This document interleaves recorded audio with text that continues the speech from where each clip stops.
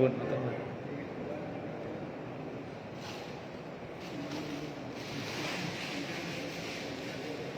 Assalamualaikum warahmatullahi wabarakatuh. Bismillahirrahmanirrahim. Alhamdulillahi rabbil alamin. Wa bihi nasta'inu ala umurid dunya waddin. Wassalatu wassalamu ala asyrafil anbiya'i wal mursalin Sayyidina wa habibina wa syafi'ina wa qurrati a'yunina wa maulana Muhammadin wa ala alihi wa ashabihi wa dhurriyyatihi ajma'in, amma ba'd.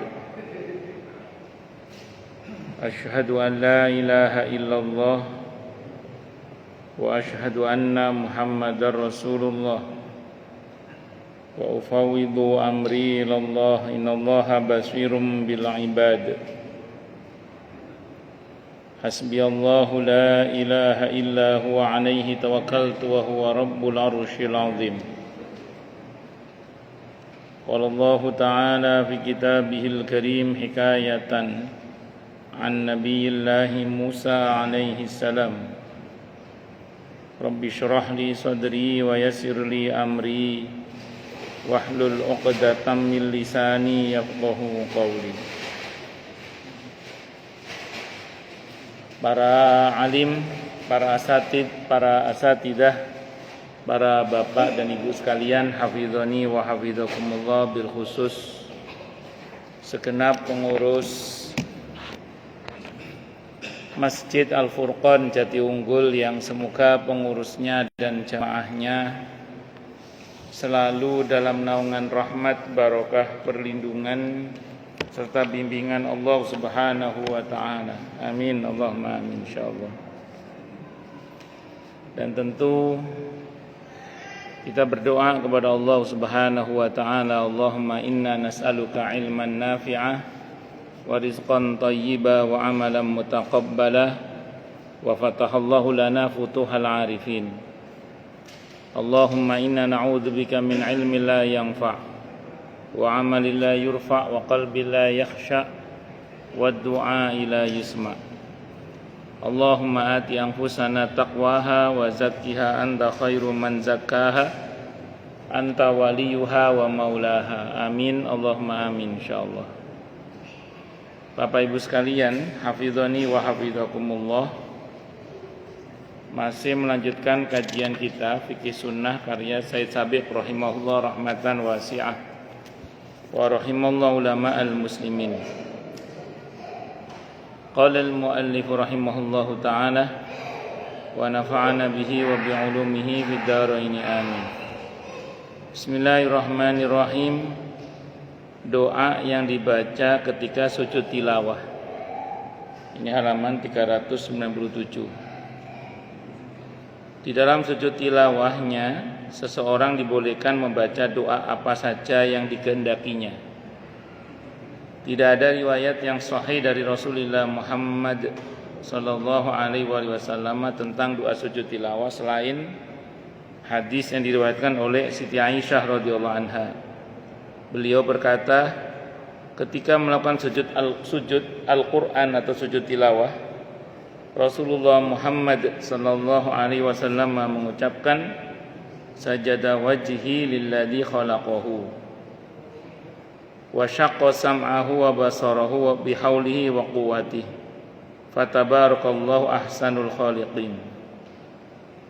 Wajahku bersujud kepada Zat yang telah menciptakannya dan menciptakan pendengaran serta penglihatan baginya dengan daya dan kekuatannya. Maha suci Allah, pencipta yang terbaik. Jadi ini dipakai dalil dalam Sahih Muslim ini. Dalil yang sahih dari bacaan sujud tilawah. Kalau jenengan merasa kepanjangan, sebagian ulama membaca sampai dengan sajada wajhi lilladzi khalaqahu. Lupa Ustaz, tidak ingat baca apa? Baca apa saja boleh. Termasuk subhana rabbiyal a'la. Termasuk diem aja juga enggak apa-apa. Atau baca subhanallah juga enggak apa-apa. Jadi tidak ada keharusan dalam hal ini. Itu seperti itu. Cuman kalau memang kita ingat ini, sepatutnya baca yang ini, yaitu sajada wajhi lilladzi khalaqahu wa syaqqa sam'ahu wa basarahu bihaulihi wa quwwatihi fatabarakallahu ahsanul khaliqin. Itu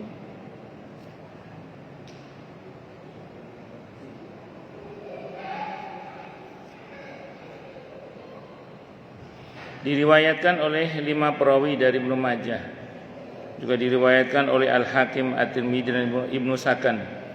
Ibnu Sakan menilainya sahih. At-Tirmidzi berkata di akhir riwayatnya, hendaknya orang yang melakukan sujud tilawah di dalam salatnya membaca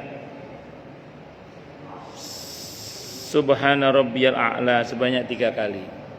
Malah Imam At-Tirmidzi menganjurkan di ujung bacaan sujud tilawah itu membaca Subhana rabbiyal a'la, sebagaimana kalau kita sujud pada umumnya.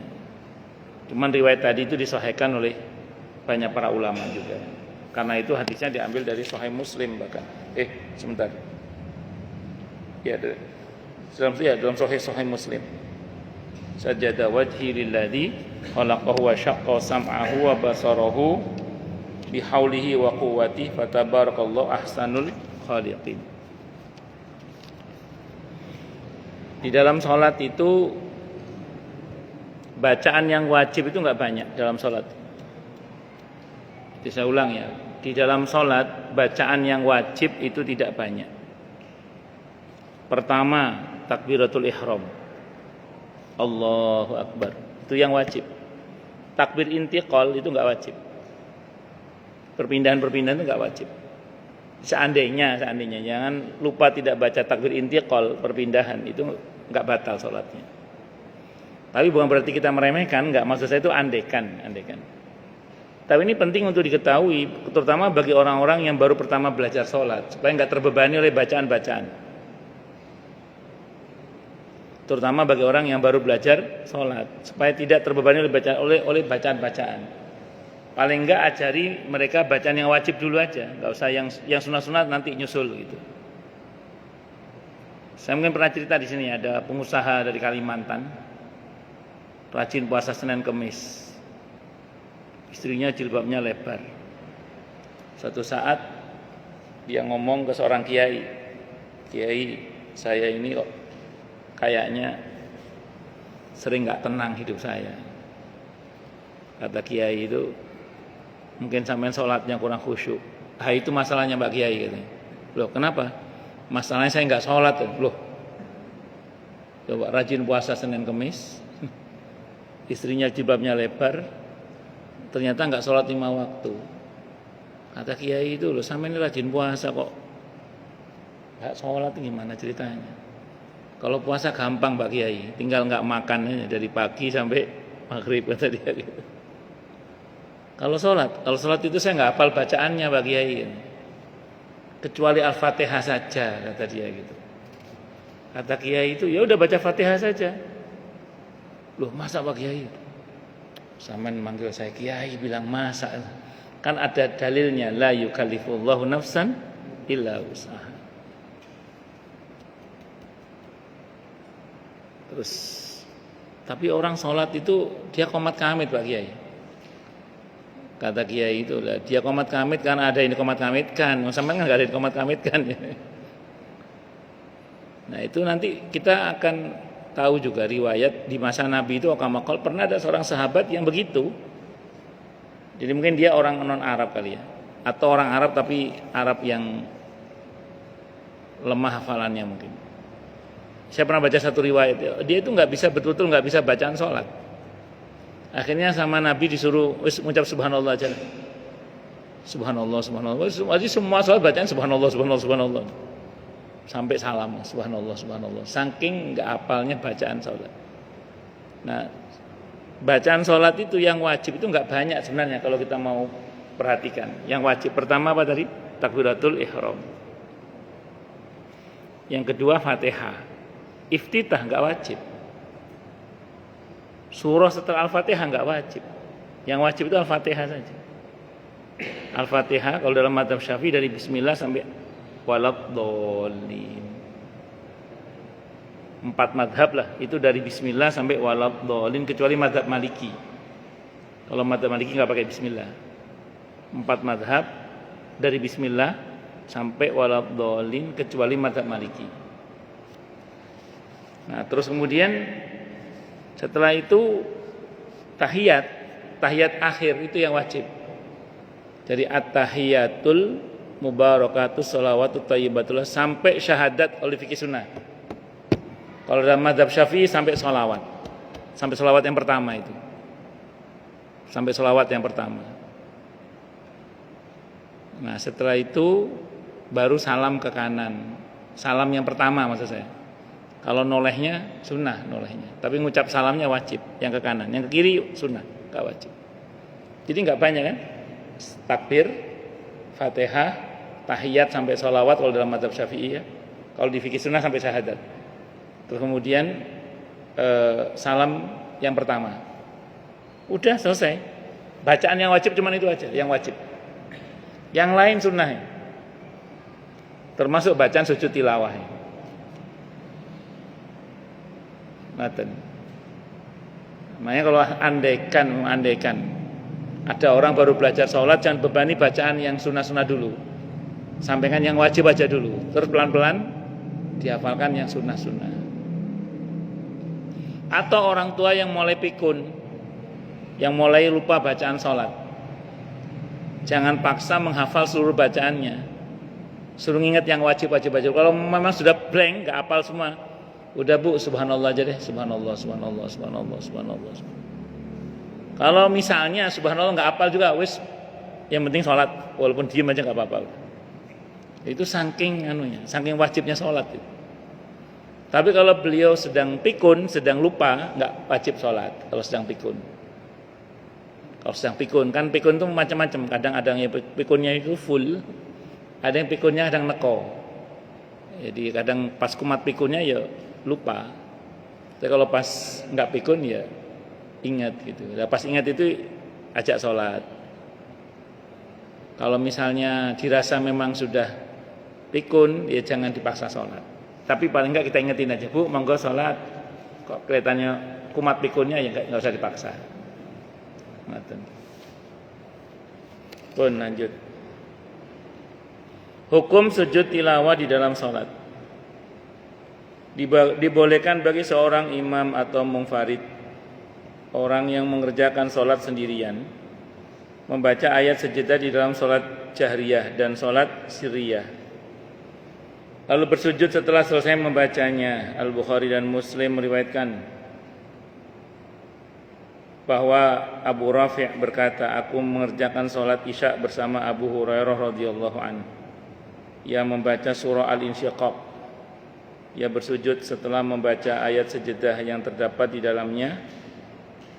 Aku bertanya, wahai Abu Hurairah, sujud apa yang tadi engkau lakukan di dalam sholat? Ia menjawab, aku bersujud bersama Abul Qasim, itu Nabi Muhammad SAW. Abu Qasim itu Nabi Muhammad SAW.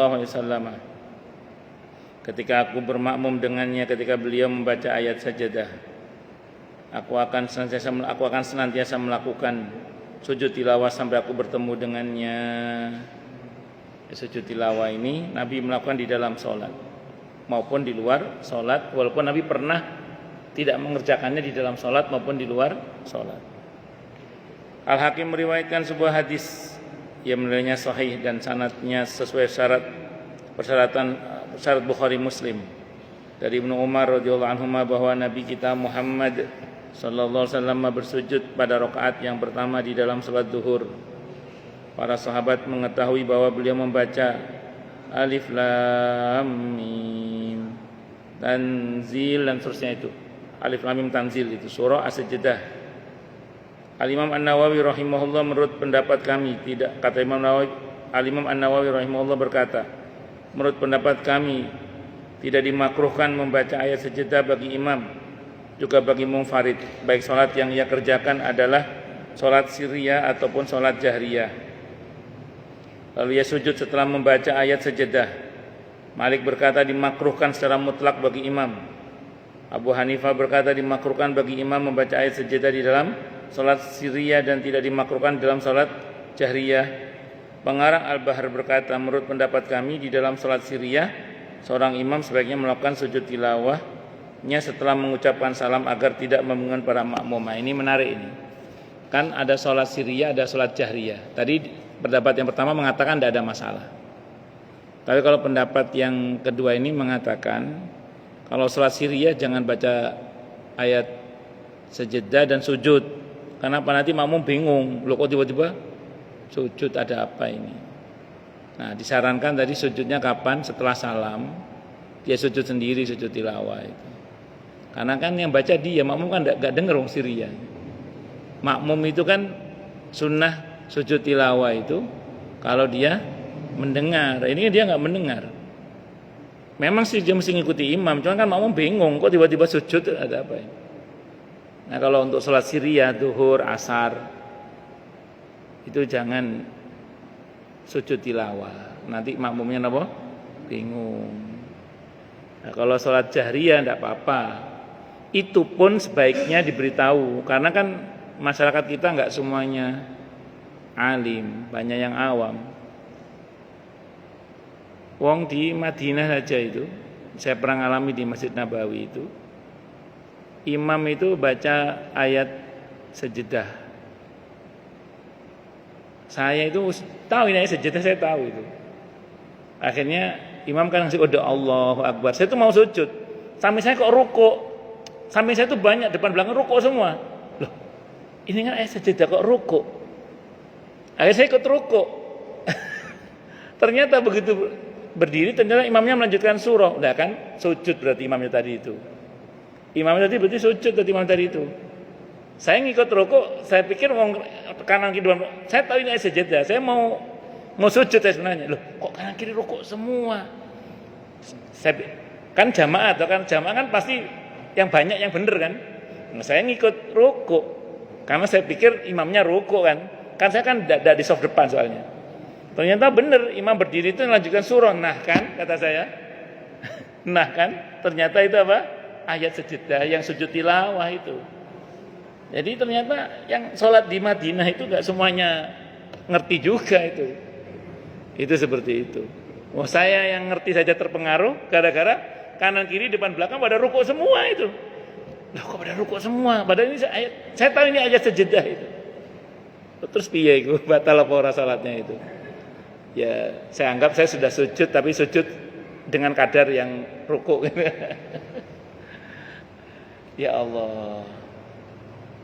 Saya sudah curiga itu saat itu. Allah, itu terjadi. Tapi saya termasuk yang tidak membatalkan sholat karena saya niatnya ngikuti gerakan imam karena saya pikir dia sujud, sujud. Perkiraan saya sujud, tapi ternyata yang lain pada ruku, ya saya ngikut ruku. Tapi begitu imam itidal, ya sudah ternyata bukan itidal, takbir lagi berarti imam melanjutkan sholatnya. Ya sudah, saya ngikuti imam itu aja. Kalau begitu nggak batal sih, cuman insya Allah sunnahnya sujud sahwi untuk kesempurnaan kesalahan itu, untuk makmumnya yang salah itu, salah gerakan itu. Allahu Akbar. Makanya kalau takbirnya tinggi kayak gini ini, ibu-ibu mesti diberitahu itu, karena pernah di masjid ternama. Masjid yang cukup punya nama di Bekasi lah. Takbirnya kan tinggi begini, Nah, imam udah ngasih tahu sebenarnya nanti mau sujud tilawah. Begitu imam ngasih kode, ibu-ibu ruku. Dataunya yang depan sujud, kan enggak bisa ngelihat karena kan takbirnya tinggi ini. Nah, makanya kalau di Madinah itu ibu-ibu walaupun tinggi takbirnya tapi bolong-bolong. Sehingga tahu gerakan kaum lelaki itu tahu. Itu seperti itu. Makanya kalau sujud tilawah imam mesti ngasih apa? Pengumuman supaya makmumnya enggak bingung gitu. Saya enggak tahu sini pernah terjadi apa enggak ya. Kalau saya pernah mengalami di Masjid Nabawi malah itu. Ya Allah. Yang kedua sujud ayat sajadah. Hukum ayat sajadah tadi. Seorang yang mendengar bacaan ayat sajadah boleh hanya melakukan satu kali sujud tilawah dan mengulanginya beberapa kali, atau ia mendengar ayat sajadah dibaca lebih dari satu kali di dalam masjid yang sama, tetapi dengan satu syarat, hendaknya ia melakukan sujud tilawah setelah mendengar bacaan ayat sajadah yang terakhir. Apabila ia melakukan sujud tilawah setelah mendengar bacaan ayat sajadah yang pertama, maka ada pendapat yang mengatakan bahwa satu sujud itu sudah cukup baginya. Ada juga pendapat yang mengatakan bahwa kehendaknya ia melakukan sujud tilawah lagi karena sebabnya berulang lagi. Kalau saya lebih condong sekali aja lah. Bahkan kalau sekiranya imam tahu bahwa nanti kalau dia sujud tilawah makmum malah akan bingung, mending gak usah. Karena imam itu harus bijaksana dan bijaksini imam itu. Jadi kalau jenengan jadi imam, jenengan sepatutnya sujud tilawahnya satu saja lah. Biar makmum gak bingung bolak-balik sujud apa gitu. Yang kedua, iya karena imam itu harus bijaksana dan bijaksini imam itu. Nah, kecuali jenengan sholat sendiri. Kalau sholat sendiri monggo lah berkali-kali, kan nggak ada yang dibuat bingung kan. Wong saya saja itu mau sujud sahwi aja, itu kadang saya sengaja salam dulu aja. Jadi saya kerjakan setelah salam kalau jadi imam itu. Takut makmum bingung. Kecuali kesalahannya semua tahu. Kadang-kadang nggak semua makmum itu mengetahui kalau imam itu ada kesalahan. Misalnya jamaah di masjid, kan beberapa kan masbuk. Nah itu kalau saya tahu sujud sahwi, yang masbuk nggak tahu kesalahan saya apa. Kalau kecuali yang pertama mungkin tahu. Kan bingung loh, ini kok sujud lagi ada apa? Nggak semua orang ngerti itu maksudnya gitu. Kadang saya salam dulu terus sebaru sujud sahwi setelahnya. Jadi sujud sahwinya setelah apa? Setelah salam itu. Boleh tidak apa-apa. Sujud sahwi itu Nabi pernah mengerjakan sebelum salam, pernah mengerjakan setelah salam. Itu seperti itu. Mana yang lebih baik Ustadz? Memang idealnya kalau kita ingatnya sebelum salam sujud sahwinya. Tapi kalau ingatnya setelah salam, maka setelah salam sujud sahwinya lebih baiknya. Tapi andaikan kita memilih dengan pertimbangan supaya makmum enggak bingung, itu tidak ada masalah secara hukum insyaallah. Wallahu a'lam bishawab. Hukum mengqadha sujud tilawah. Menurut mayoritas ulama disunahkan untuk melakukan sujud tilawah sesegera mungkin setelah membaca atau mendengar ayat sajadah.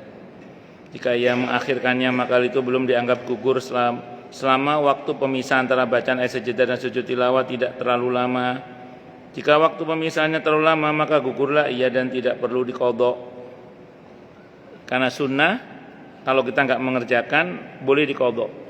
Jadi ada beberapa amalan-amalan sunnah itu boleh diqadha. Kayak misalnya sholat witir. Itu beberapa sahabat mengqadha. Kalau tidak mengerjakan sebelum subuh, beberapa sahabat mengerjakannya di waktu subuh. Untuk sholat witir itu. Kalau untuk tahajud, Nabi mengerjakannya di waktu duha. Sebagai bentuk kompensasi tidak sholat tahajud malamnya, Nabi duhanya 12. Biasanya Nabi itu duhanya 4, 6, 8 aukamakal. Nah kalau malamnya nggak tahajud, beliau duhanya 12 rakaat. Dikompensasi di duha biasanya. Dan beliau menyampaikan dalam banyak riwayat disebutkan aukamakal, barang siapa yang punya wirid di malam hari tidak sempat membacanya di malam hari, boleh membacanya di pagi hari. Barang siapa yang punya wirid di pagi hari nggak sempat baca di pagi hari, boleh dibaca di siang hari aukamakal, tidak ada masalah. Maka zikir pagi dan petang itu ada ulama yang mengatakan waktu utamanya memang setelah asar. Tapi kalau nggak sempat boleh dibaca setelah maghrib, mentok sampai sebelum tengah malam. Untuk yang zikir petang itu. Kalau yang zikir pagi dari setelah subuh sampai dengan matahari sebelum terbit. Kalau nggak sempat baca setelah terbit nggak apa-apa sampai sebelum duhur, itu tidak apa-apa. Misalnya ibu-ibu mau zikir pagi dan petang itu sibuk ngurusi sarapan suami dan anak-anak sampai nggak sempat zikir pagi. Boleh dibaca setelah duha tidak apa-apa, setelah suami berangkat, setelah anak-anak berangkat boleh tidak apa-apa. Allahu Akbar. Berikutnya sujud syukur. Tadi sujud sahwi, sekarang sujud tilawah, sekarang sujud syukur. Mayoritas ulama berpendapat bahwa sunnah melakukan sujud syukur bagi seseorang yang baru mendapatkan nikmat dari Allah atau bagi seorang yang baru dihindarkan dari murkanya. Abu Bakar berkata, jika Nabi kita Muhammad sallallahu alaihi wasallam mengalami hal yang menyenangkan atau menggembirakan, beliau menyungkur sujud, langsung sujud beliau sebagai ungkapan rasa syukur kepada Allah. Al-Baihaqi meriwayatkan dengan sanad sesuai dengan persyaratan Al-Bukhari bahwa ketika Ali bin Abi Thalib radhiyallahu anhu mengirim surat kepada Nabi kita Muhammad sallallahu alaihi wasallam untuk mengabarkan bahwa Hamdan telah masuk Islam, beliau menyungkur sujud, lalu beliau bangkit dari sujudnya dan bersabda, semoga keselamatan selalu tercurahkan kepada Hamdan, semoga keselamatan selalu tercurahkan kepada Hamdan. Kalau kita menerima nikmat, gembira, syukur, kalau mau sempurna diantaranya dengan sujud syukur. Sujud syukur itu jenengan dapat kabar sekarang, langsung sujud sekarang di sini, tidak apa-apa. Jadi nggak usah nunggu wudhu dulu, nunggu suci dulu, nggak, langsung. Beda sama sujud tilawah kemarin ya, ada persyaratan untuk suci sebagaimana dalam sholat. Kalau untuk sujud syukur mboten langsung mawon sujud. Dan tidak harus menghadap ke arah kiblat karena spontanitas. Sujud sebagai rasa syukur kepada Allah, langsung sujud. Mengucap apa Ustaz? Wis matur nuwun sama Allah gitu aja. Matur nuwun ya Allah, alhamdulillah gitu. Apa? Doanya bebas, enggak ada bacaan khusus. Wis matur nuwun ya Allah, alhamdulillah ya Allah gitu. Sujud. Itu sujud syukur namanya. Itu kalau mau lebih menyempurnakan syukurnya. Walaupun syukur itu cakupannya 3 ya. Kalau mau benar syukurnya itu. Yang pertama asyukru bil lisan, bersyukur dengan lisan. Lisan mengucap alhamdulillah. Yang kedua asyukru bil jinan, bersyukur dengan hati. Hatinya bersyukur alhamdulillah. Yang kedua asyukru bil arkan, bersyukur dengan bahasa tindakan, dikonkretkan dalam bentuk tindakan. Nah, menyungkur sujud itu tanda syukur, itu bagian dari kesempurnaan syukur itu sendiri. Berkata Abdurrahman ibn Auf radhiyallahu an, Nabi kita Muhammad sallallahu alaihi wasallam berangkat, lalu aku mengikutinya. Beliau masuk ke dalam kebun kurma, lalu sujud sangat lama sampai aku khawatir Allah telah mewafatkannya. Aku segera melihatnya. Beliau mengangkat kepalanya seraya berkata, ada apa denganmu, wahai Abdurrahman? Karena beliau khawatir Nabi wafat kan. Kok sujudnya lama? Kebayang ya? Nabi sujud lama sampai dikhawatirkan sedo. Berarti Nabi itu begitu tenangnya sujudnya sampai kayak orang mau sampai kayak orang meninggal gitu. Betapa tenangnya sholatnya Nabi atau sujudnya Nabi itu, sampai setenang itu sampai orang mengira beliau mungkin sampun sedo, padahal ngiboten. Aku mengutarakan kekhawatiranku itu, lalu beliau bersabda, Inna Jibril alaihi salam qala li, sungguhnya Jibril tadi ngomong kepada saya alaihi salam. Apa kata malaikat Jibril? Ala ubasyiruka, tidakkah kamu senang aku berikan kabar gembira wahai Nabi? Innallaha azza wa jalla, sungguhnya Allah azza wa jalla yaqulu laka, Allah berfirman kepadamu. Hadis qudsi ini berarti ya. Man shalla 'alaika shallaitu 'alaihi, barang siapa yang bersalawat kepadamu wahai Nabi, maka aku akan bersalawat atasnya. Wa man sallama 'alaika salamtu 'alaihi, dan siapa yang mengucapkan salam kepadamu wahai Nabi, aku akan ucapkan salam pula kepadanya. Fasajadtu lillahi syukran, maka aku pun sujud kepada Allah sebagai tanda syukur kepada Allah Subhanahu wa taala. Hadisnya riwayat Ahmad ini. Al-Hakim juga.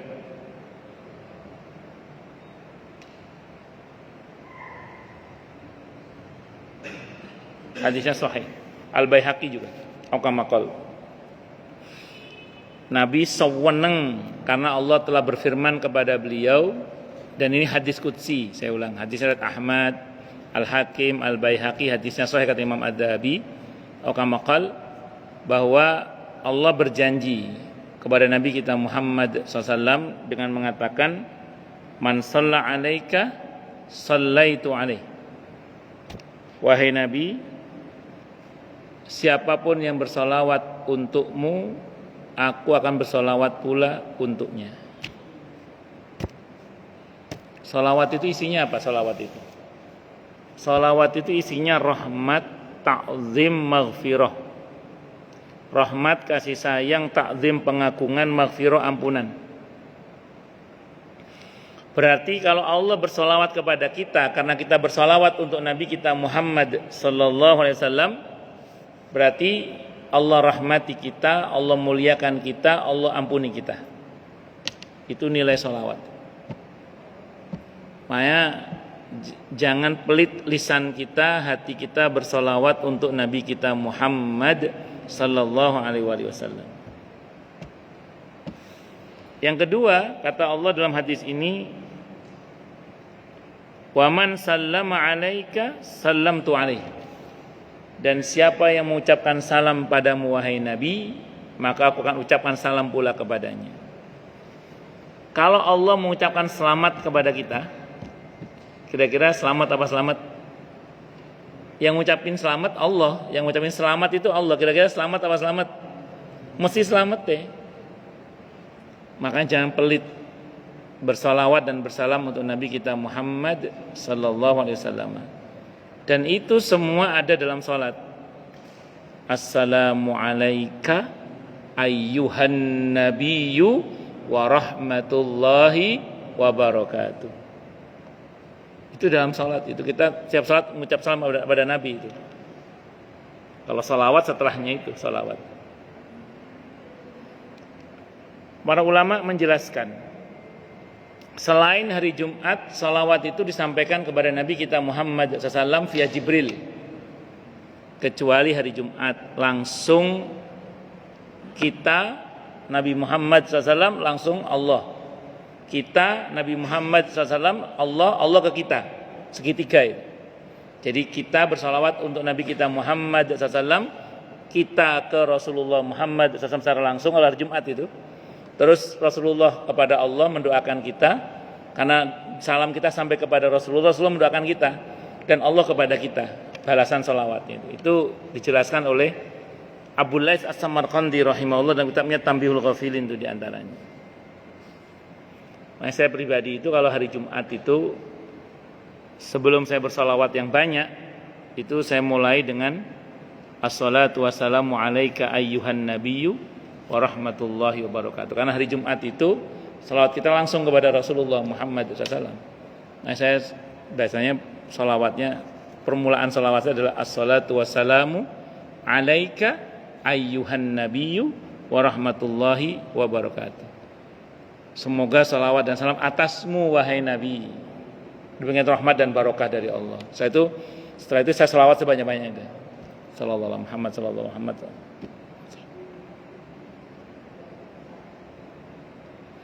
Atau kalau pas saya di Madinah, kalau saya pas di Madinah Al-Munawwarah, biasanya salawat saya enggak Allahumma salli, tapi assalatu wassalamu alaika ayyuhan nabiyyu wa rahmatullahi wa barakatuh. Karena saya sedang berada di kampung halamannya Rasulullah Muhammad sallallahu alaihi wasallam. Karena saat di Nabawi kita sedang menjadi tamunya Allah, karena itu masjid plus tamunya Rasulullah Muhammad sallallahu alaihi wasallam. Karena kita sedang berziarah kepada Nabi kita Muhammad sallallahu alaihi wasallam. Karena ada sebagian ulama itu tidak mau mengatakan ziarah ke kubur Nabi, tapi sebagian ulama mengatakan ziarah kepada Nabi Muhammad SAW. Kok bisa begitu, Ustaz? Orang yang mati syahid saja tidak boleh dibilang mati oleh Allah, apalagi Nabi. Orang yang mati syahid saja nggak boleh dibilang mati. Kan kata Allah, wala taqulu liman yuqtalu fi sabilillahi amwat. Jangan kamu katakan orang yang mati terbunuh di jalan Allah itu mati, kata Allah. Kalau orang yang mati syahid saja nggak boleh dibilang mati, apalagi itu secara adab. Ini bicara adab ya.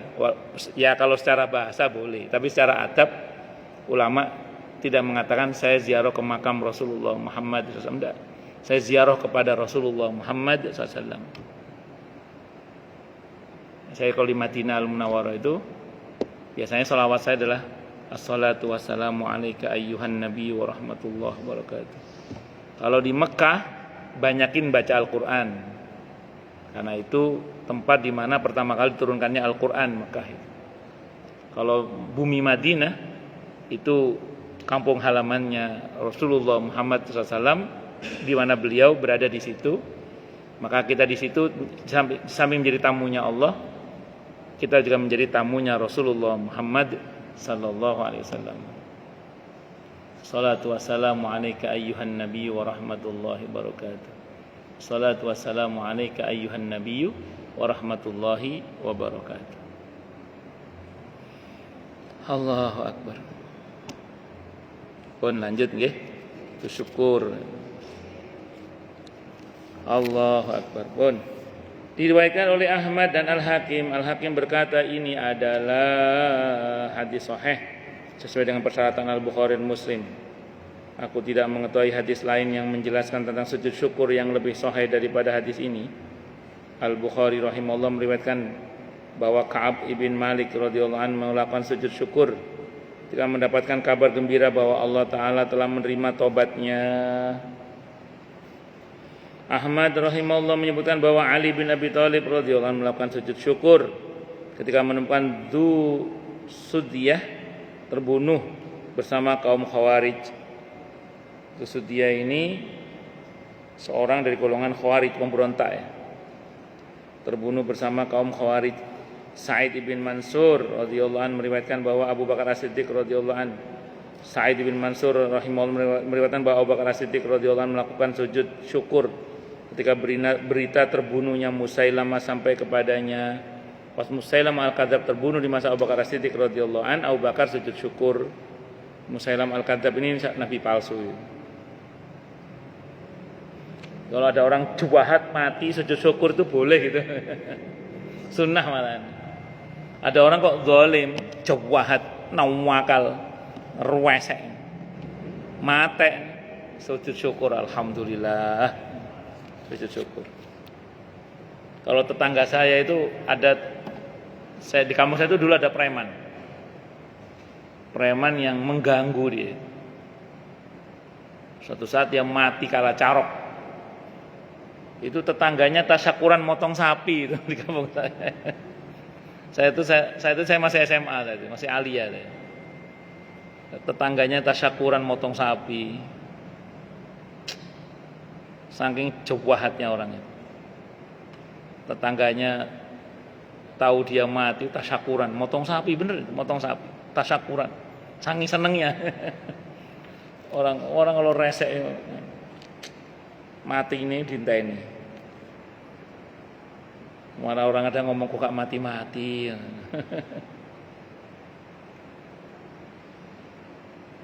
Sujud syukur dilakukan dengan beberapa syarat, seperti syarat-syarat sujud di dalam sholat. Ada ulama yang berpendapat bahwa syarat-syarat sujud di dalam sholat tidak disyaratkan dalam sujud syukur. Ini yang saya pegang ya pendapatnya. Karena sujud syukur bukan sholat. Pengarang Fathul Alam berkata, pendapat ini lebih dekat. Ini yang saya pilih tadi yang ini. Pendapat ini lebih dekat dengan kebenaran. Beda sama sujud tilawah, beda. Asy-Syaukani berkata hadis tentang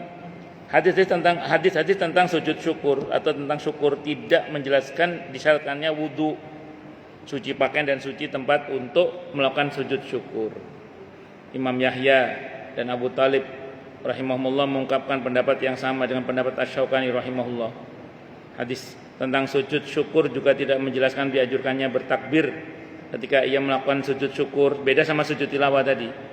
Dan Al-Bahr disebutkan bahwa hendaknya seseorang bertakbir ketika melakukan sujud syukur. Imam Yahya berkata sujud syukur tidak dilakukan di dalam sholat. Ini pendapat yang disepakati karena sujud syukur bukan bagian dari sholat, bukan bagian dari sholat. Makanya kecuali sebagian kecil dalam kaul Hambali, dalam pendapat mazhab Hambali. Makanya kemarin ada 15 ayat sejedah Itu ada yang mengatakan bukan 15 tapi 14 karena satunya itu sujud syukur, bukan sujud tilawah. Tapi daripada bingung ya sudahlah sujud saja untuk yang 15 ayat kemarin itu karena memang ulama mengutip riwayat tentang 15 ayat itu yang kemarin sudah kita bahas. Tapi yang pasti ada kaul yang membolehkan sih untuk sujud syukur di dalam sholat, yaitu sebagian kaul dalam madhab Hambali yang saya tahu. Wallahu a'lam bishawab. Baik, silakan yang mau tanya, protes, marah boleh. Monggo. Masalah itu masalah yang lain boleh. Kalau nggak ada saya teruskan lagi. Monggo Pak Suyono.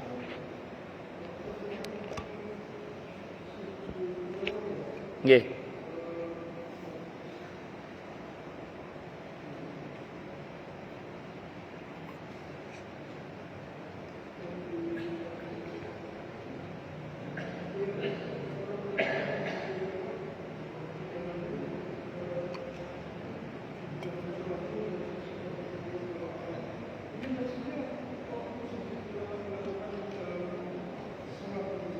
Membaca apa? Membaca.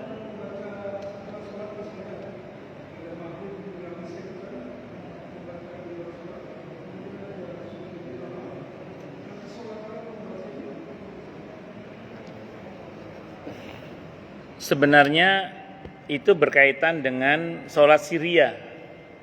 Kalau untuk sholat jahriyah sebaiknya dikerjakan di dalam sholat. Maghrib kan jahriyah. Ya.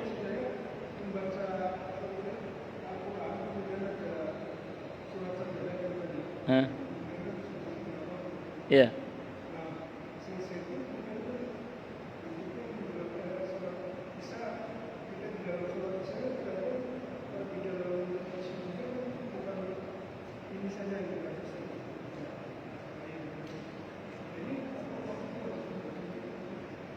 Boten.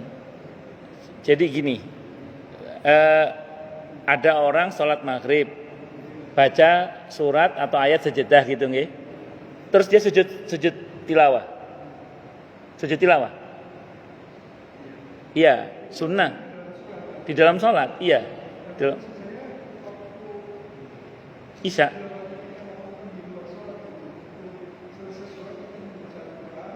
Oh. Iya. Di dalam maupun di luar sholat. Di dalam maupun di luar sholat Nabi sujud tilawah. Di dalam maupun di luar sholat Nabi sujud tilawah. Nggih, terus?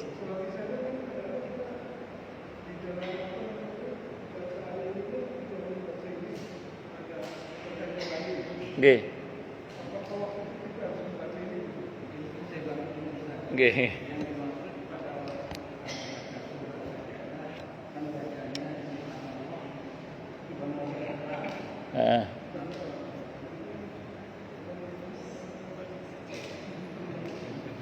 Enggak gini deh saya mau jawab gini. Enggak apa-apa gini. Enggak apa-apa gini. Pokoknya sujud tilawah itu sunnah dikerjakan di dalam maupun di luar sholat. Kalau Pak Yono misalnya seusai sholat baca ayat sajadah, sunnah sujud tilawah. Tapi andaikan enggak pun juga enggak apa-apa. Saya itu Bapak break sholat isya kan. Sholat isya Bapak baca surat yang sama.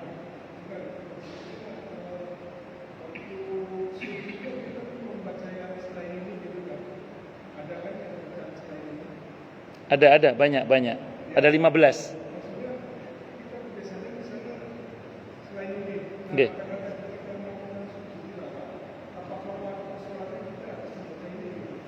Oh iya, kalau Bapak mau sujud tilawah.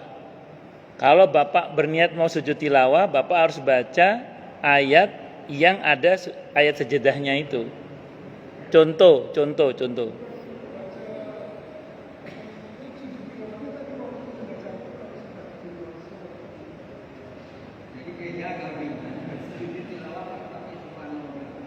Ya, terus?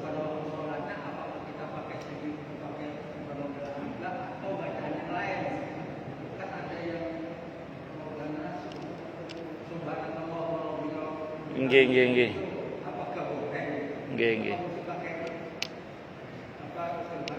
Ya wis gini. Intinya gini deh. Bacaan sujud enggak ada yang wajib. Satu dulu ya. Bacaan sujud enggak ada yang wajib. Bapak mau baca Subhana Rabbiyal A'la tadi, kata Imam At-Tirmidzi malah dianjurkan. Terus membaca Sajadah wajhilladzi khalaqahu, hadisnya sahih juga. Kalau Bapak misalnya enggak hafal, baca bacaan sujud yang lain selain dari itu boleh, silakan, enggak ada masalah. Kan yang penting kita membaca tasbih. Diam saja juga boleh kok, apalagi baca. Iya, silakan aja, enggak ada masalah. Ngoten nggih? Wallahu a'lam bishawab. Terus gini, Nabi itu pernah dengan sengaja tidak sujud tilawah, Nabi itu. Baik di dalam maupun di luar sholat. Berarti sujud tilawah ini hukumnya enggak wajib gitu loh. Jadi enggak usah terbebani, ngoten. Ngoten nggih Pak Ciono nggih. Yang lain silakan kalau ada. Kalau enggak ada saya teruskan.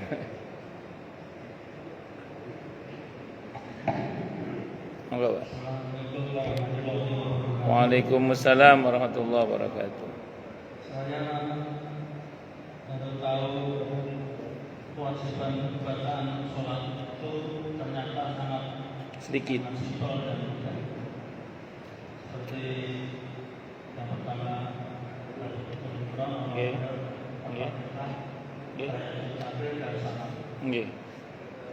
Saya ingat masa kecil saya di mana di desa saya, di kampung saya itu saya bisa mengerti, tahu berapa masjid, berapa musola, dan barangkali juga saya sedikit tahu yang sholat itu hanya berapa, karena setahu saya orang-orang itu mengertinya itu sholat bacaannya sangat panjang juga, jadi cukup seperti yang Iya, betul. Jadi saya tahu pertama dari itu, yang kedua dari Pak Ustadz. Karena itu kalau seandainya ini kita tidak ngaji, kadang-kadang kita nggak tahu. Tahunya ya bacaannya sepanjang. Betul. Jadi Betul. saya andai kata waktu kecil itu bisa memberikan tahu syarat-syaratnya cukup sederhana. Saya yakin bahwa Rasulullah tentunya sangat banyak. Iya. Jadi non sewu, betul. Leres, sami-sami. Memang betul. Banyak orang itu nggak sholat itu di antara sebabnya karena nggak hafal bacaan sholat itu. Karena belum apa-apa dibebani dengan buku pesolatan yang tebel itu kan. Itu sama dengan orang haji itu. Waktu itu saya masih di Surabaya itu. Ada yang ngomong begini tuh. Aduh Pak Ustadz, saya tidak berangkat haji saja Pak Ustadz. Kenapa Pak? Bacaannya banyak sekali, Pak Ustadz tidak hafal saya. Pak, di dalam haji nggak ada bacaan yang wajib. Di dalam haji itu nggak ada bacaan yang wajib, nggak ada. Kalaupun ngambil miqat, labbaik Allahumma hajjan misalnya, itu kan mengucapkannya nggak wajib kata para ulama. Yang wajib kan niat dalam hati. Sunnah aja melafadzkan itu. Jadi andaikan kita haji nggak baca apa-apa, cuma muter-muter doang itu, lempar jumroh macam-macam, sah haji kita. Yang penting niat, ambil miqatnya itu, ambil ihramnya itu, ihram haji, terus ngucap labbaik Allahumma hajjan, ndak ngucap pun juga tetap sah asal hati niat haji sudah. Tinggal keliling-keliling wukuf di Arafah, mabit di Mina, mabit di Muzdalifah, di Mina, lontar jumroh, tawaf ifadah, sa'i haji, selesai, tahallul selesai. 4 hari selesai. Itu aslinya. Salat juga sama.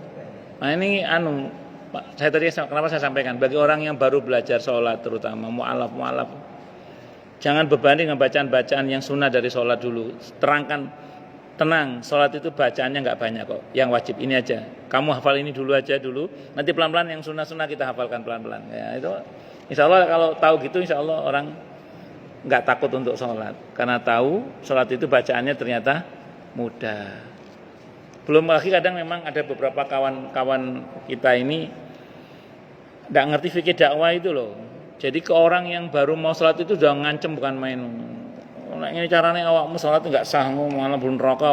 Akhirnya mikirnya orang akhirnya wah sembang aku sholat gak sah, engkau sia-sia percuma mending gak sholat sekali. Malah orang kan mikir gitu.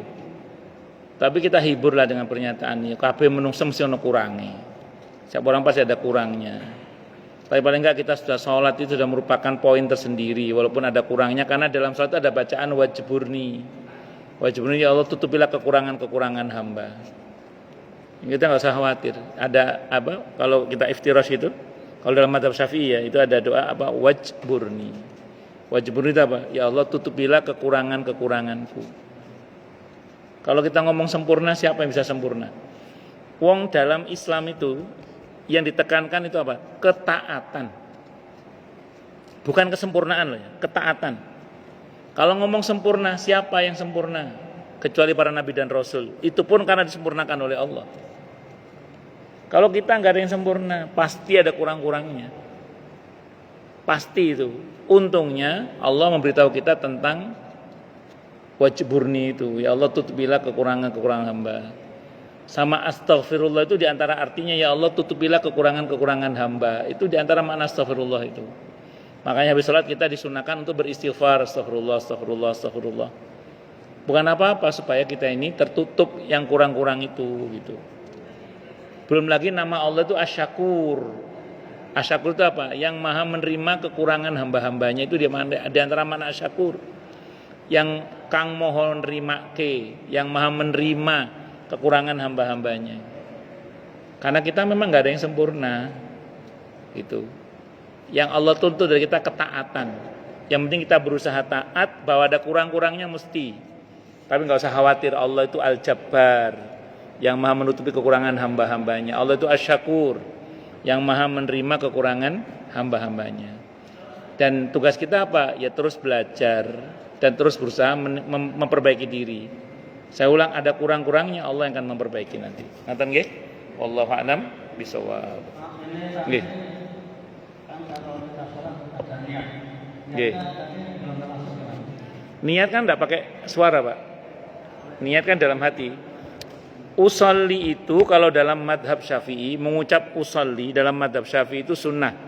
Dalam madhab Syafi'i, saya tidak mengatakan sunnah Nabi ya, tapi hukumnya sunnah. Saya ngomong fikih, nggak ngomong hadis ya. Dalam madhab Syafi'i itu, cuman nggak wajib mengucap usolli. Makanya gini, niat itu tempatnya di mana? Di hati. Mahallun ni'al qalb. Tempatnya niat itu di hati, bukan di lisan. Makanya yang sewu, kalau ada orang sholat baca usolli tapi hatinya kok nggak niat, ya nggak sah. Atau dia nggak baca usolli tapi niat, ya sah, karena yang penting itu dalam hati. Nah, ngucap usolli itu dalam madhab Syafi'i sunnah, bukan wajib. Ngucapnya loh nggih. Tapi niat dalam hati itu wajib. Dan ini saya ngomong sunnah bukan sunnah secara ilmu hadis, tapi sunnah secara hukum fikih maksudnya. Dalam madhab Syafi'i. Nah, terus kemudian mengenai usolli, saya sering tekankan di mana-mana. Jangan sampai orang itu tidak sholat gara-gara nggak hafal usollinya. Apa ada contohnya Ustaz? Ada kejadian, ada jamaah nanya ke saya, Ustaz, saya nggak sholat gerhana. Kenapa Bu? Saya nggak hafal usollinya. Wis, Bu nggak usah usolli, niat dalam hati sholat gerhana. Saya bilang gitu. Itu problem Pak. Jadi ada beberapa orang itu nggak sholat sunnah itu gara-gara nggak hafal usolli. Saya ngerinya nanti ada orang nggak sholat wajib gara-gara nggak hafal usollinya itu Pak. Nah, jadi usolli niku sunnah, tidak wajib dalam mazhab Syafi'i ya. Kalau mazhab lain mungkin ada perbedaan pendapat lah, biasa itu, beda pendapat itu. Wallahu a'lam bishawab. Monggo yang lain silakan kalau ada. Oke, monggo Pak. Assalamualaikum warahmatullahi wabarakatuh. Waalaikumsalam warahmatullahi wabarakatuh. Nggih, Pak. Nggih. Nah, salat witir ini ada yang berpendapat bahwa boleh habis setelah sholat isya, Nggih. dan itu tidur, kemudian melanjutkan dengan sholat tahajud, dan ada juga yang sebagian mengatakan bahwa witir itu harus belakangan di pasar. Nggih. Kalau Nggih. sholat malam lainnya lah. Nggih. Nah ini di dua pendapat ini mana Ustaz yang benar kalau tidak? Bagus. Terima kasih. Sami-sami. Waalaikumsalam warahmatullahi wabarakatuh. Kita sudah pernah bahas di sini tentang sholat witir nih. Pertama betul memang idealnya witir itu menjadi sholat penutup, idealnya. Tapi bukan seharusnya, idealnya. Kalau bahasanya Nabi au kama qol, ij'alu akhira salatikum bil laili witra. Jadikanlah akhir salatmu di malam hari itu witir. Jadi witir idealnya salat penutup. Tapi dalam prakteknya Nabi sendiri, Nabi kita Muhammad sallallahu alaihi wasallam itu kadang mengerjakan salat witir sebelum tidur. Kadang beliau mengerjakan di akhir malam. Kata istri beliau kama qol, Nabi itu kalau dirasa nanti malam tidak akan bisa bangun, beliau mengerjakan salat malam witirnya itu sebelum tidur. Tapi kalau beliau yakin nanti malam bisa bangun, beliau sholat witirnya di akhir malam. Maka menengahi dua pendapat itu kembali ke Bapak, kembali ke kita. Kira-kira kita tipe orang yang nanti bisa bangun apa tidak? Kalau kita bisa bangun, lebih baik sholat witir dikerjakan di akhir malam memang, sebagai penutup. Tapi kalau kita sekiranya nggak bisa bangun, sebelum tidur itu lebih baik. Satu dulu itu Pak ya. Yang kedua, Nabi memuji dua orang sahabat dengan tipe sholat malam di awal dan di akhir. Pernah Nabi nanya kepada seorang sahabat, kamu sholat witirnya kapan? Sebelum tidur. Kalau kamu di akhir malam. Nabi memuji kepada yang belum tidur, kamu termasuk orang yang berhati-hati. Sebelum tidur sholat witir itu oleh Nabi dipuji, kamu orang yang berhati-hati. Yang di belakang, yang di akhir malam, Nabi puji juga, kamu orang yang kuat, kata Nabi. Kamu orang yang kuat. Jadi orang yang mengerjakan witir sebelum tidur, Nabi sebut berhati-hati. Orang yang mengerjakan witir setelah bangun tidur, di akhir malam maksud saya, itu dianggap sebagai orang yang kuat, kata Nabi. Dua-duanya dipuji oleh Nabi. Terus Nabi wanti-wanti, la witroni fi lailatin, tidak ada witir dua kali dalam semalam. Jadi kalau Bapak di awal malam sudah witir, nanti sholat malam lagi, jangan witir lagi, sudah cukup. Nah, apakah ada dalil sahih bahwa Nabi setelah sholat witir sholat lagi? Ada. Ada dalam kitab Al-Minhaj, syarah Sahih Muslim. Pernah ditemukan bahwa Nabi kita Muhammad SAW itu, beliau selesai sholat malam pas witirnya, itu nambah lagi sholat 2 rakaat sambil duduk. Itu berarti bahwa seusai sholat witir, sholat tahajud boleh, tidak apa-apa. Yang nggak boleh itu kalau kita witir lagi, karena tidak ada witir 2 kali dalam semalam. Ngoten Pak nggih? Wallahu a'lam bishawab. Bisa dimengerti nggih? Bisa dimengerti napa mboten? Bisa nggih? Nggih. Wallahu a'lam bishawab. Nggih. Nggih. Nggih sami-sami. Ada lagi yang lain mungkin? Cukup nggih? Kita tutup dengan hamdalah. Alhamdulillahirabbil alamin. Semoga kajian kita bisa bermanfaat, mubarakah fi dini wa dunya wal akhirah untuk kita, keluarga kita dan seluruh umat Islam semuanya. Dan mudah-mudahan kita semua dijadikan oleh Allah sebagai orang-orang yang sukses dunia akhirat, selamat dunia akhirat, bahagia dunia akhirat, dan dipermudah setiap urusan kita oleh Allah fi dini wa dunya wal akhirah. Semoga Allah limpahkan hidayah selalu untuk kita. Semoga Allah tingkatkan selalu hidayah untuk kita, dan semoga Allah berikan hidayah untuk siapapun yang melihat kita. Subhanakallahumma bihamdika asyhadu an la ilaha illa anta astaghfiruka wa atubu ilaik. Sallallahu alaihi Muhammad wa ala alihi wa sahbihi wasallam. Saya mohon maaf. Wassalamualaikum warahmatullahi